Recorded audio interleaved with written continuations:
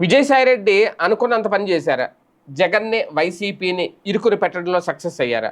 ED ఎప్పుడైతే ఈ స్కామ్‌లో ఎంటర్ అయిందో, ఈ దీనికి సంబంధించి సిట్ దగ్గర ఆ వివరాలన్నీ ఎప్పుడైతే తీసుకుంటారని చెప్పిందో, మనీ లాండరింగ్ వ్యవహారాలు ఉన్నాయని తెలిసిన నేపథ్యంలో, ఈడీ ఎప్పుడైతే లిక్కర్ స్కామ్‌లో ఎంటర్ అయిందో, ఒక్కసారిగా కేంద్ర పెద్దలతో ఉన్న పరిచయాలు విజయసాయిరెడ్డికి, గతంలో విజయసాయిరెడ్డి చేసిన వ్యాఖ్యలు ఇవన్నీ చూసినప్పుడు విజయసాయిరెడ్డే ఒక లిక్కర్ స్కామ్ వ్యవహారంలో ఒక ఊహించని గట్టి దెబ్బ వైసీపీకి కొడుతున్న అదే చర్చ అయితే నడుస్తోంది.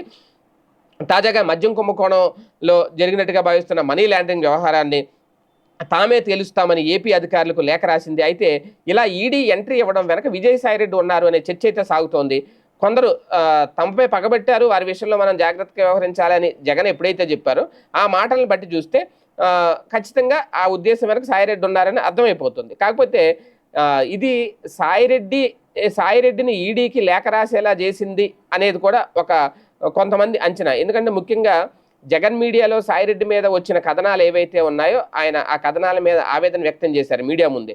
ఈ క్రమంలో ముళ్ళుని ముళ్ళుతోనే తీయాలని ఎప్పుడైతే భావించారో విజయసాయిరెడ్డి, ఈ నేపథ్యంలోనే ఆయనే కావాలని ఈడీకి లేఖ రాసి ఉంటారు అనేది. ఈడీ ఇప్పుడు ఉన్న పలంగా ఏపీ విషయంపై జోక్యం చేసుకునే అవకాశం లేదు అని టీడీపీ నాయకుడు ఒకరు ఆఫ్ ద రికార్డ్ వ్యాఖ్యానించారు.